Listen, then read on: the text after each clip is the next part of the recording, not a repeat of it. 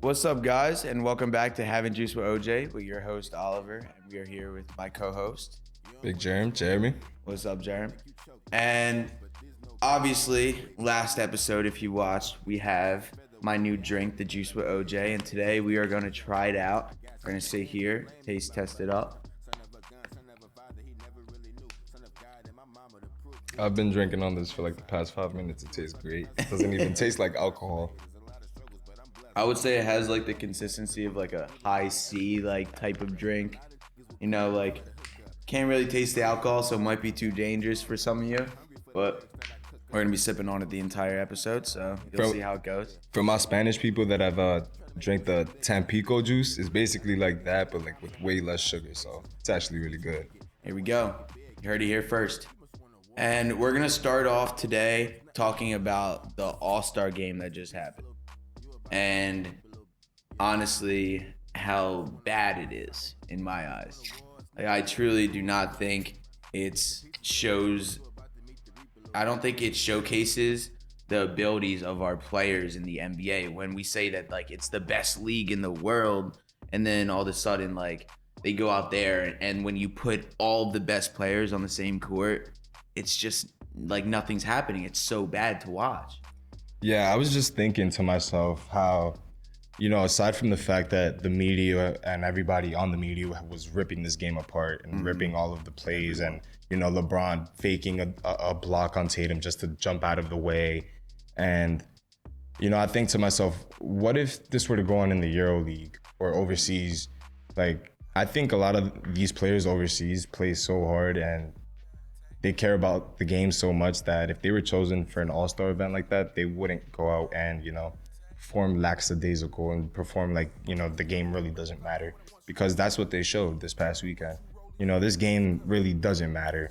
There's no format, there's no structure, there's clearly no defense. And, I just feel bad. I feel bad for those fans that, spent their hard-earned money. Maybe that was their first and only ever NBA event. And, it's a great spectacle to see all those players there. And, to even see players that aren't a part of All-Star Weekend to be at the event. But, at the end of the day, it comes down to the product on the court. And if you got LeBron and KD and JT and Shea and all these younger guys in the same game, you're going to want to see them go at each other for 48 minutes straight, not just playing two glorified layup lines, as Jaylen Brown said. So, that's my problem. And I agree with a lot of what's out there right now. But I do think that there's a way that the NBA can fix it. And we should definitely, get on them for fixing it. I definitely agree with that. I think that was a good way of putting it, was the EuroLeague. The only thing is that those European players are getting paid like dirt. They're getting paid like dirt, so they're playing their hardest. I think it was Luka had come out before and said something about how it's harder to drop like 30 or something like in a EuroLeague rather than in the NBA. And I think that comes down to not only like, oh, they play harder defense, like maybe it's just the fact that they have something to prove because they're overseas. Like they're not part of the main group of like the best players in the world, like the top 1%, it feels like. And I think that has a lot of things to do with it, especially because in today's league, like everyone glorifies longevity. I mean, like back in the day, like MJ's time, we'll go back to then, their defense, like think about how much they hated each other. Like the teams, the players, like they didn't even like the Isaiah to like Thomas, like all them, they were hated by other players. So like if they got to play them at any point, any chance, doesn't matter if it was like sunshine and rainbows, the game, like they're gonna go crazy at them. And I think that nowadays, like it's not a problem with social media and everyone being friends, like on the court and off the court, but it causes like this like friendly environment, I guess, that the All-Star game just automatically takes off from, because like they have so much love for the person they're versing. For example, like everyone, the best part of the All-Star game was seeing Jaylen Brown and Jason Tatum just on opposite teams, like kind of just firing up against each other. And it wasn't even that fiery because obviously they don't want to hurt the other person. They're on the same team and stuff like that. So I think that also comes into account. But the fact that it's the fact that, like we've talked about, the Pro Bowl is actually better than this game is pretty damn sad. It is. I 100% agree with that. Like, I would sit down and actually would rather watch the flag Pro Bowl football game than this past weekend. And yeah, with Jaylen Brown and Jason Tatum, it was cool to see them, on opposite sides of the ball. And it's great to see that, like in the past, having captains pick their teammates. But it's like, how much more better would it have been if they were actually, going hard at each other? Jason's getting in his bag while Jalen's showing why he's the top two-way defender in the league. And, everybody else around him can start going crazy. When Shea got on the media and got mad because nobody was playing defense, but the one time he went up for a dunk, LeBron blocked him. So it's like, seeing stuff like that develop in the game, it's fun to watch, one, but at the same time, you want to see them keep that competitive spirit that has always been in the NBA. The reason why we love watching it. Exactly. Like because of that. Like what, 5-10 years ago, not at this point, 10-15 years ago, when we were watching Kobe dominate the All-Star games, like everybody was actually playing in those games because Kobe was just gonna light you up if you didn't try. Yeah. And then it just started falling off a bit, but I feel like the NBA needs to get back to those roots, to that competitive weekend, to that competitive spirit. And the current All-Star format is just not the way right now. I definitely agree. I think one thing that I really do enjoy about this game though is the quarterly giving money to a charity. I think that's something that's just it helps them. One, it helps the players maybe want to win out the quarter a little bit better. So I say the best branding of of basketball during that game was the last couple minutes of every single quarter, because they were actually trying to win it for these kids that are in the stands too, right there, they're in your face. 150,000 a quarter or something like that. That's pretty cool. I think that's an incentive. I think that's the right direction that Adam Silver needed to kind of go in a way, but that's just one step. That's one step to make this a better weekend, make it more fun for everyone. I mean, sadly, this was the best dunk contest since Aaron Gordon. 2016. You're talking about a long time ago. People just don't want to do it anymore. Zion was asked one time, oh, would you ever do the dunk contest? Oh, well, if I woke up that morning and they called that morning, then I felt good. Then I would probably say, yeah, just if I flipped the coin first. Yeah, I'm what? That's not what this is about. It's you're a top dunker in the league. Go out there and showcase it. You can't get hurt that way. Go out there and go crazy. One thing I actually think would be really cool with the dunk contest is if they made it an NBA player versus a content creator, a dunker from say Chris Staples or something like that, or Harlem Globetrotter, or doing something like that, and you have somebody who does that literally 24/7, and then somebody who's just a basketball player who's just a freak athlete. I think that would add some competitive edge to something like that too. Literally, with just going back to your charity game point, what I initially thought is, I love it too. I love the idea. When I saw the Boys and Girls Club of I think it was Salt Lake City, those Utah kids, they looked so happy. It was really great to see. I was just thinking, why can't they tie that stuff to the Friday night game with the celebrities? Have all the celebrities around that and have them, promoting these charities, and they'll probably be giving to those charities out of their own pockets anyways. And that can make it a whole spectacle on Friday night itself. Continue what you do on Saturday. They can even add those incentives. And another thing that I was thinking is, how we were talking about maybe just replacing the entire All-Star weekend with just 2 weeks where you shorten the season by 4 games and you just have that mid-season tournament that's been talked about for the past 4 seasons. Maybe you can add whatever rewards you would have done to those mid-season tournaments to these contests, to the dunk contest, skills challenge, 3-point contest. You're gonna have more of your guys trying to participate, because if you incentivize maybe, the last pick in the draft, or maybe you add a 61st pick, maybe you add cash, those will get guys on. Those are real life changes. Those are things that actually could change somebody's life in a certain different way. Even the players that aren't the big name, kind of out there guys, I guess, those dudes would want to play harder for it. I mean, you would have a different outlook on the season in a way that you could say, oh, well, if we're not doing as good in the regular season as we would have hoped, we can always look forward to this weekend tournament. And I think that's something that includes a lot more and brings a lot of more emotions into it. I mean, think about when we were in high school and stuff like that. We went to tournaments like in the middle of a season. Like I went to baseball tournaments in the middle of me playing like a tournament for my high school team, or playing a season with my high school team. So like, and whenever I did that, I always went out there and played my hardest because I wanted a trophy. It would just be like them. They would want to play their tail off to get that extra pick, or like to like get that extra cash, like stuff like that. That would be so cool to see. Because honestly, it doesn't even have a negative effect on how their season's going too. Yeah. So even if they are bottoming out, they can really just focus in and zero in, and you know, get something positive out of a bad season. So, you know, with that, or if they just decide to go with the whole mid-season tournament itself, you know, I think that revisions need to be made, but the things that they are doing are good. They are intriguing. They are bringing fans out to see, but there's just more that they could do. And I definitely think that, you know, incentivizing a lot of those events and getting something out of it is really worth it. Definitely. Well, moving on from the All-Star break, we're going to go into what we expect to happen for the second half of the season. We can't guess it, right? Obviously, there's always injuries that mess up every single take you can possibly make.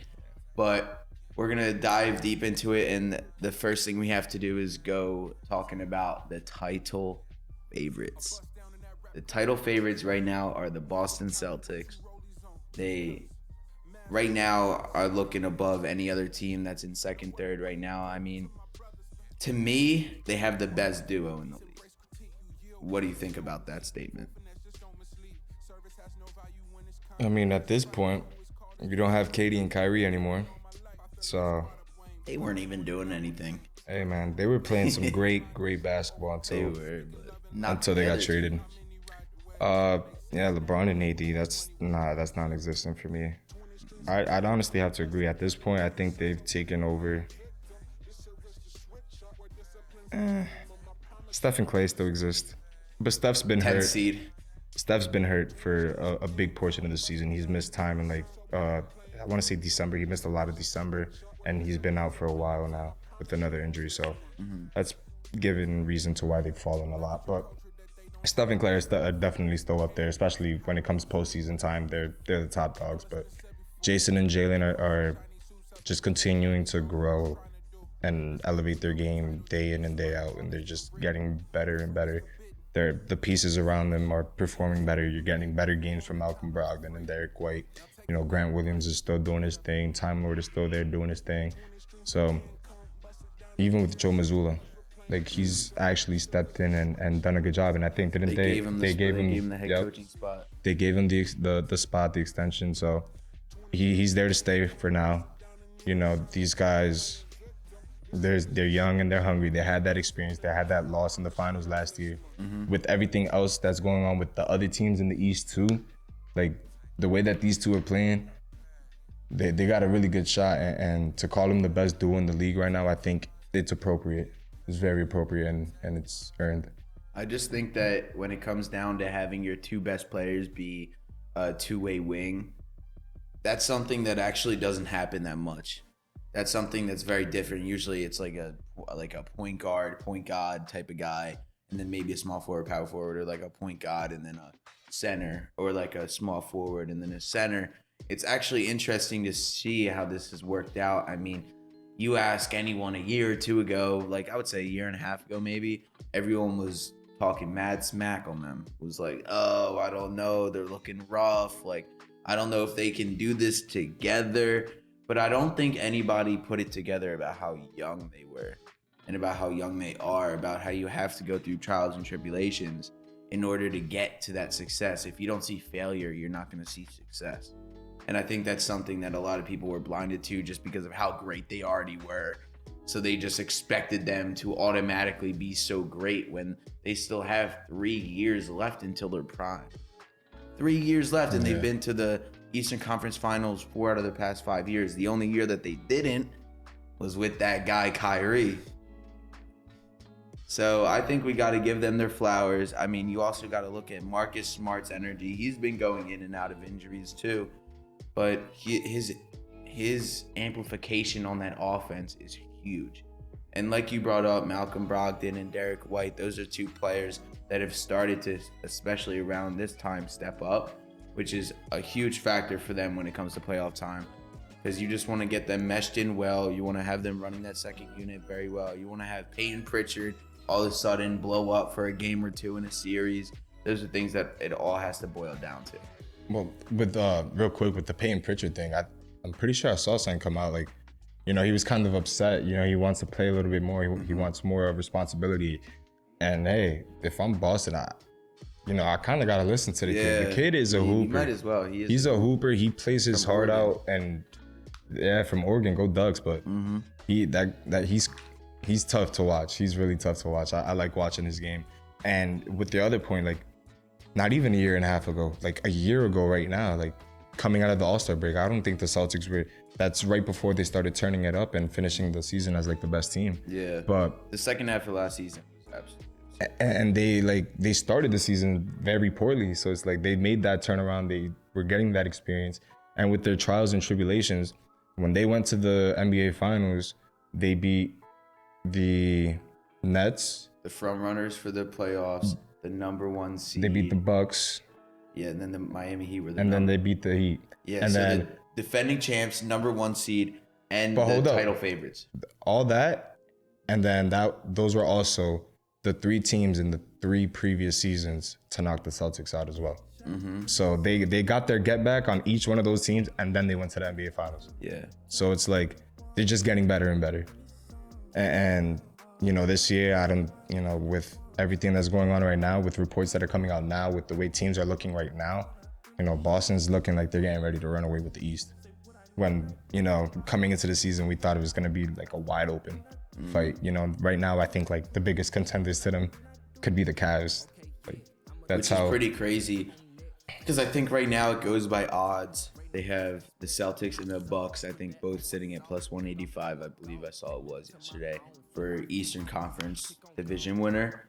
I think that's interesting about the Bucks because Chris Middleton has been in and out of the lineup all year. He's barely played any games, it feels like. I don't think he's played over 20 games. No, he hasn't. Yeah, I think it's like 17 games or something like that. Yeah, if that. And like if you don't have your guys healthy and running like having like that camaraderie before you go into the like playoffs, it's way harder. I mean, the Bucks would know out of many teams because they usually do deep runs into playoffs and they understand how to play together and they played together for so long. So maybe it won't come back to bite them, but how do you see that going?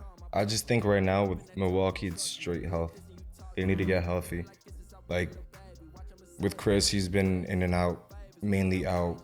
Brook Lopez has had a lingering injury here or there, I believe. You know, Giannis too. Like Giannis's knee has been bugging him to the point where I think at this point he's missed like 15 games. He played the first 2 seconds of the All-Star game, came out, got a bucket, came out. That's it. Like it's kind of concerning a little bit, but at the same time, you know, they're taking the right measures to make sure that they're good for the postseason. Like Giannis knows that he could go out there and, you know, push through that nagging injury. But if he does that now, is he gonna be okay in May when, you know, they're in Game 6 against Boston? So I think that they're taking the right precautions right now. This is a championship team. You know, they won a championship in 2021, so not too long ago. Yeah. They still have a lot of their core guys. They have the experience. They can play. They have Giannis, who is a top 3 player in the world. So I'm not really too worried about the Bucks. It's mainly health. If they got a fully healthy Bucks roster and a fully healthy Celtics roster, should be the Eastern Conference Finals. That, in my opinion. But it just depends on their health. Like if they're not 100%, then I don't think they can beat Boston. So this relates a lot to what we've actually talked about, which is the Sixers and potentially them sitting Joel a good amount of games, like after this break has just happened. I can 100% see that happening. The only thing that might stop that is this MVP race. If he truly is like starting to forefront himself into that spot, I guess it is. But right now, it seems like Jokic is in the bag, which you don't agree with. I mean, with Joel, at the end of the day, I honestly don't even think he cares if he wins MVP. Like, yeah, it would be great for him It's a and his personal legacy. achievement. It's It not. is. Like, it's something he can hold his head high about. Like, yeah, I'm the best player in the league this year. Yet. But I just think, like, with his foot injury that's been lingering and like bothering him, you know, he definitely would be a responsible player to take care of that before, you know, trying to win an MVP and helping his team compete for a championship. Especially when you got talented people around you. You got a James Harden who's getting older and older. His window is getting shorter and shorter. So if you're not taking care of that foot and making sure that you're good for the postseason, you guys aren't gonna get anywhere. With Jokic, I've come out so many times and said, you know, I think he's the best center in the league. He is. He's the best center in the league. It's just hard to see them giving him a third straight MVP. I know. And it's Ron like should have had one. at this time in the season, this is usually like when the media MVP comes out, like when we had the MVPG or when we had like, you know, James Harden and Russell Westbrook a couple years ago on their opposite years, you know, trying to get the votes. But I don't really see who can be like the media MVP right now. And if Joel sits out, you know, Jason Tatum is still averaging 30, but you know, he's kind of fallen out of the race at this point. Yeah, he has. He's like plus 1,800 right now. There's so that's 2 with Jokic, and then Braun. Is Braun really gonna get it? No. I don't think they can give it to Braun. No way they can give it to him. And there's no shot the Lakers finish top 6 No. to lock a playoff spot. No. In that case, maybe you look his way. And then who else was top 5? KD. Shipped off to Phoenix. We have no idea how that's gonna look like. So, you know, we thought it was wide open in the beginning of the season, but it could honestly be more wide open now than ever. You can have Giannis come in and take it. And he hasn't even played enough games. So it's gonna be it's hard. It's really hard when you factor in games played, you factor in what's going on, like taking all the factors into consideration. It's very difficult when trying to, you know, vote for your MVP. But you gotta see. Yeah, something that made me laugh that I saw a couple days ago. It was Devin Booker when he was asked about, oh, do you guys have a super team now? And he was like, well, we only have one All-Star, and that's KD, and he's not even played a game for us yet. I thought that was really funny to hear. One, because somebody really asked that stupid of a question when you have 3 Hall of Famers like that are on their team. 4. But yeah, potentially 4 Hall of Famers on their team. Like, yes, they're a super team. Like, it does not matter. Obviously, he's gonna give you a funny answer. He's gonna give you the Devin Booker-esque answer, yeah. And yeah, it's that you mentioned it, a super team of the likes, you know, now they're being looked at as the team to beat again in the West. Not a team that's looking like they could choke if they're up 30 points against the Mavs or whatever it may be. Like, having Kevin Durant on your squad changes everything. And you have one of the best point guards who ever played the game right next to him, and Chris Paul. It's gonna be very challenging for teams to game plan against that, because not only do you have one of the best scorers ever in Kevin Durant, but you have a slim baby scorer in Devin Booker. He literally goes out and does the same thing. They're all little mid-range specialists. That's what I'm Every saying. single person on that team shoots That's what a I'm mid-range. saying. And you even added a guy like TJ Warren. If that's, I like that. he's your 5th best starter.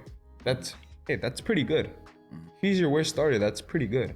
Yeah. So the Suns are looking dangerous again. Monty Williams has his hand full with that squad. It's going to be very interesting to see. It's going to be hard to figure out where he wants to put the ball, like at the end of a game, like in the 4th quarter. Obviously, we have our main answer. Like KD, you put that ball in his hands, he's going to go. Oh no, man. No. You're going to say Chris Paul? Yeah, you still give it to Chris Paul. You let him facilitate.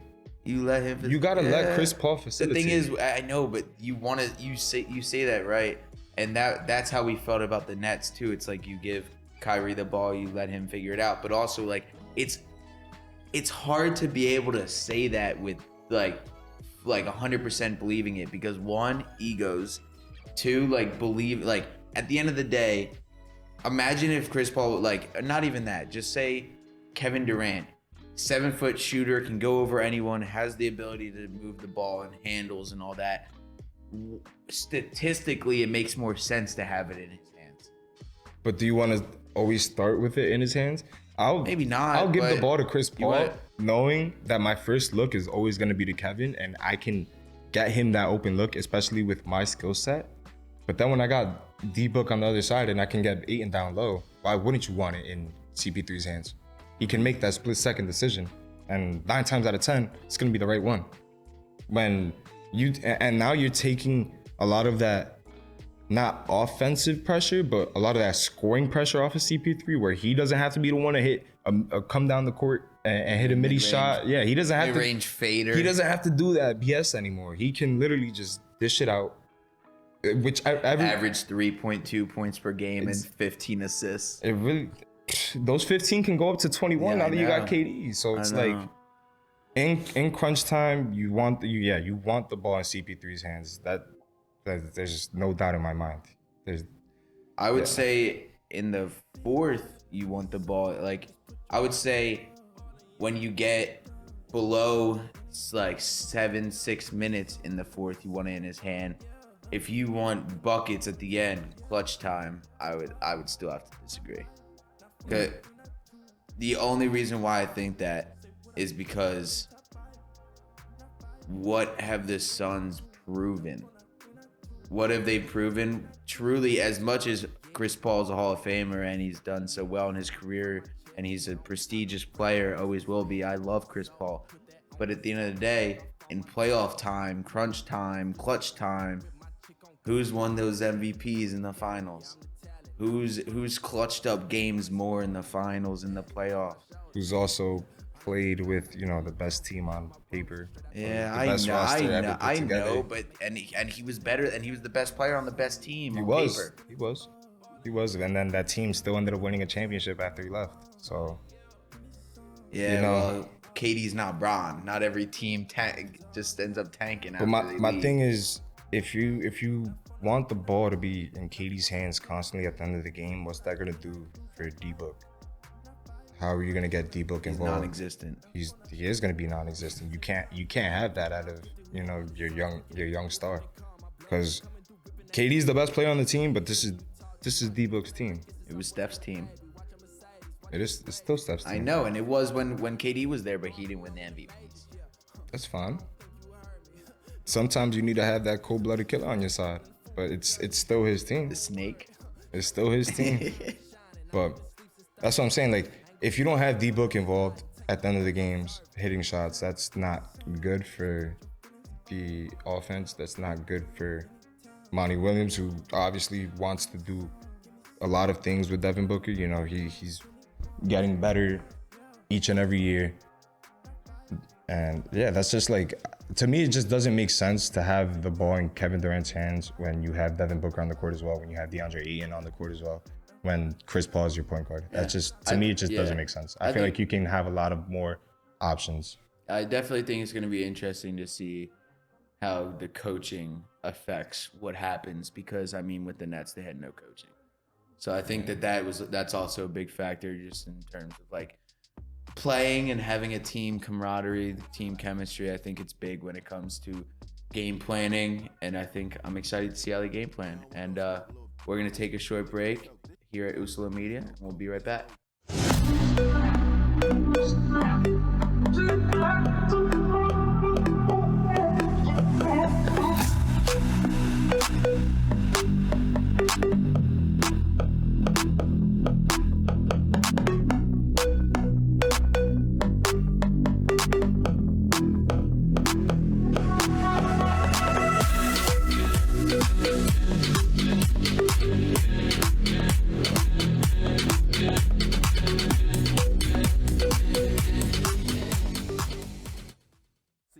Hello, everyone, and welcome back. We're here again with my co-host, Jeremy, and we're going to talk about some of the West teams, about how we feel about them.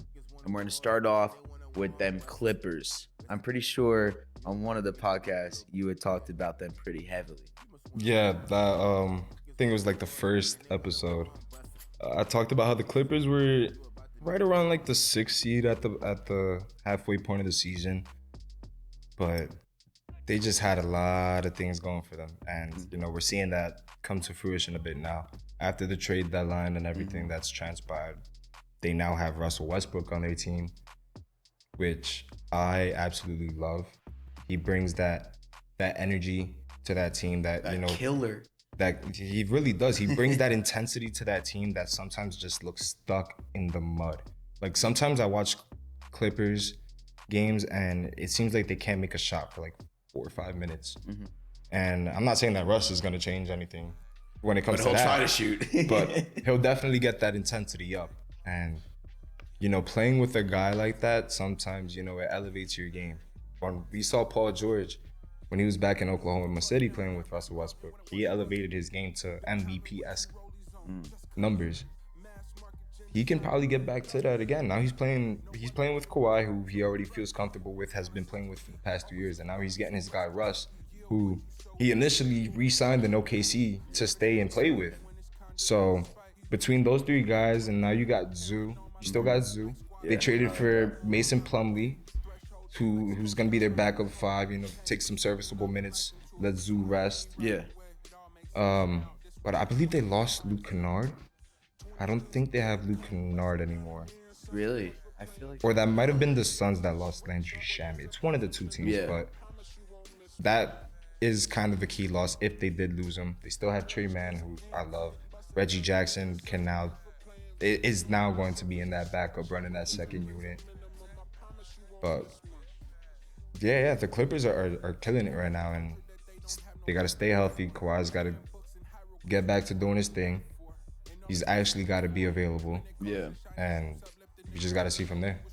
I definitely agree. I think that adding Russ adds a different element to that team only because Paul and Kawhi are very quiet on the court in a way. Like you don't really they're two superstars 100% in the league. They have been. And the only thing is, you watch them play and you just don't feel like they're playing, even though they might be getting buckets. It just doesn't feel like it. And I think Russ will go out there and start to show them some more energy, show that team more energy. I mean, to me, he equates to the energy level of a Marcus Smart and these players that are just play hard, work hard, play hard. High motor. Yeah, exactly. And I think that will change a lot for that Clippers mentality of what's going on right now with them. I mean, Tyronn Lue, we know what he can do. We know he's a good coach. We now need to see, can he put these three together in a workplace that will survive the playoffs, which I totally think it will. And I definitely see them jumping up in the odds as it gets closer and closer to that title. Yeah. I was mistaken. Reggie Jackson is now on the Nuggets. But, with the room, when you got Norman Powell, Rocco, you got Trey Mann, as I said before, those are wingers that can defend multiple positions, that can score the basketball, that can shoot the basketball at an efficient rate. So I think having all those guys around your three with PG, Kawhi, and now Russ, it's gonna need an intensity level that only a player like Westbrook, only a player like Marcus Smart can bring to a team. And we just got to see how they capitalize on that. I can see Zubats being fed a lot now. Or I can see, a play where, the Clippers may be down 10, down 15, and Russ gets a blow-by dunk in the half court past two or three defenders. So hyped. And just, they just start playing crazy after that. So I think it's gonna work well for Zoo and Plumlee, who are, dump it low, catch in the pick and roll type centers. And, with the speed and intensity of Westbrook, as I said multiple times, it's just gonna only elevate Kawhi and PG. And then the next team we're gonna talk about is a team that I've loved and talked about a lot, is the Nuggets. I mean, you just look at that team, Jamal Murray. I mean, Michael Porter is starting to look a little bit better. He gets better and better every single game, it feels like. and just, of course, the triple-double machine. I mean, I think a lot of people overlook what Jokic has done. And I wouldn't even say a lot of people, because a lot of people actually do like him, but I think they overlook the fact of the matter is that he's a center doing these things and being a facilitator. It's very different for the league. I mean, you can't just get up every single morning like he does and just have a triple-double. Like, having a triple-double in the league is very hard. And I have a question. Out of the three things, points, rebounds, assists, like, which one would you say is the hardest to get? For Jokic or For Jokic or anyone? Well, I think for Jokic, the hardest thing for him would probably be his passing. Mm-hmm. But he's so damn good at it. That's the crazy part. Is like he doesn't have a flaw in points, rebounds, assists. That's what I'm saying. Like, but most people do. You know what I mean? Like a point guard, for example, like his issue might be that he doesn't get rebounds because he's not under the paint as much. Assists are easy for him to come by. And then for a center, usually you would say assists are super hard, but that's his forte. And he's a center, and I think people forget that. It really is crazy. That might be his best skill, which is his insane. passing. Yeah, points actually I think might be his worst. And like he gets a lot. He has no bounce, and he gets so many boards all the time. That looks like slight work. You expect Jokic to have over 10 plus, easy. He's good at fighting for multiple. I don't know what the correct like terminology is for multiple chances. But like when the ball's just bouncing up in the air, like, he's just good at just tipping it, always up, and he can just he's really good at doing that. And just with the points too, like he has a certain moveset that he can do inside the paint, and then he can just shoot the lights out from beyond the arc. So it's like, you want to get beat by his footwork and look slower than you already are, or do you just want to get it popped in your face? Like, Jokic is actually, there's nothing else. His scoring repertoire, I think it stems from his passing ability, like the way that he's just able to see his players on the court and it's that European style, and to move like, the ball crazy. through his body, like he could just like flick it over his neck or under his armpit, like. And he's a flub. He's like a pudgy little flub. It's crazy. It's crazy because I know, like, I remember, I think it was the 2018 season where it was like the last game of the season. Jimmy Butler was still on the Wolves. It was like the Wolves versus the Nuggets for like the last spot in the Jimmy playoffs. On the Wolves. Yeah, this was years ago. And I just remember seeing that game, and I remember, I think Jokic had a pretty good game, but that was the game where I definitively told myself, I was like, this guy's the best center in the league. Like, this guy's is him. He's the future. This team is gonna be good. And the Nuggets went on to be who they are now. So good luck to them. We're gonna move on real quick to the Mavs. I mean, I don't have much to say about this team, even though they have pretty good odds in general. Luka's that entire team. I mean, you look at it, their bench is non-existent in my eyes. I mean, you've got players who just they can't go out there and get you buckets, nor distribute the ball and all that. I mean, Luka in a series, in any Game 5, Game 7 series, he's got to take over every single game for them to win. I don't think he has to take over every single game, because when you got Kai next to you, you know, Kyrie on the back of Kyrie, he could get you a playoff game or two. Yeah. Now with Kyrie, I don't want to spend too much time on it because you already know, like, you can have an entire episode on it. Mm-hmm. But I just want to see Kyrie in a place where he's happy, where he doesn't happy in a sense where he doesn't have to worry about the scrutiny of, you know, performing his everyday job, where he just wants to go out and play ball. Mm-hmm. Now he gets to do that with Luka.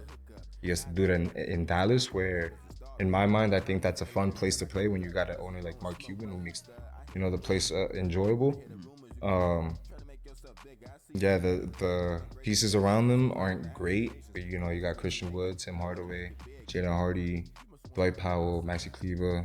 You know, when they get fully healthy. Yeah, they're just all like side pieces. They're side pieces. They're all the Robins to now Luka and Kyrie, because those are now the two Batmans for that team. Yeah, I just hope they can hold up. I mean, that's my only issue, and that comes down to load management. I mean, are they going to be able to take on all of that responsibility? I mean, I think Kyrie can, because we've seen him do it. I think Luka can definitely start falling apart at one point. I don't necessarily agree with that. When it comes to Luka, that I've said it time and time and Yeah. time again. It's generational. He's special. Getting him guys like Christian Wood and Kyrie Irving shows that you're trying to get the right pieces around them. Maybe those two weren't the right ones or the ones that you needed to go out and get right now.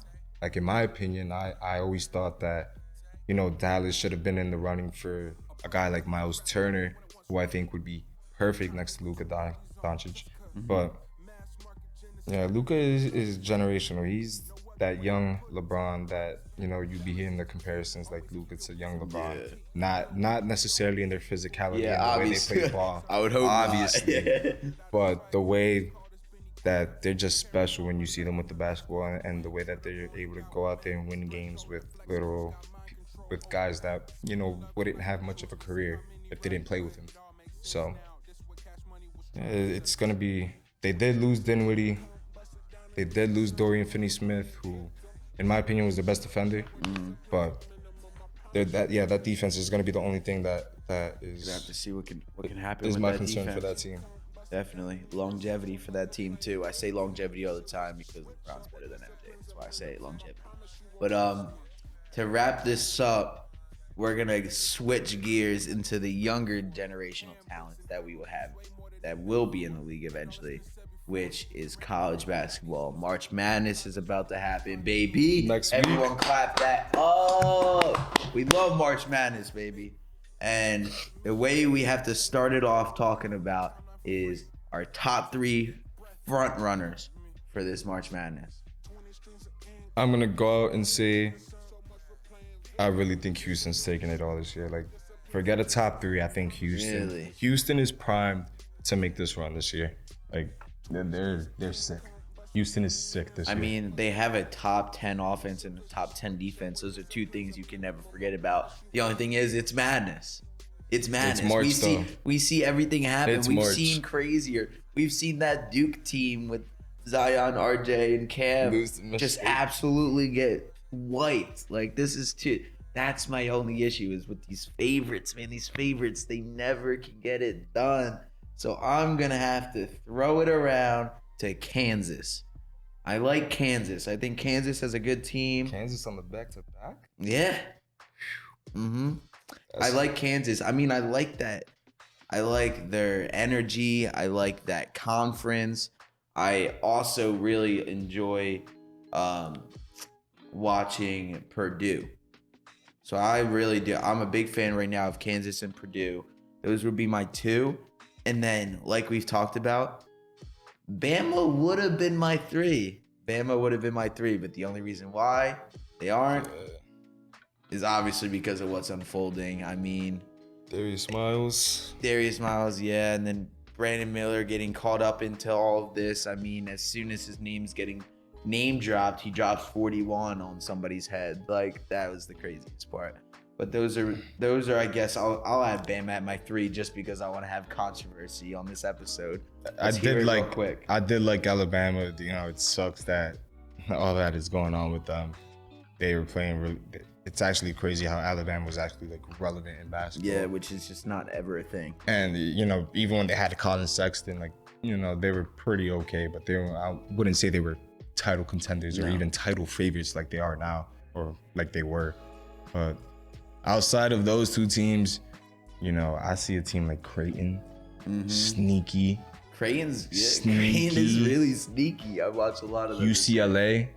UCLA is actually a good team. Always a team that I like watch. Always a team that I kind of find myself rooting for UCLA a lot of the time. I like them. I feel like them.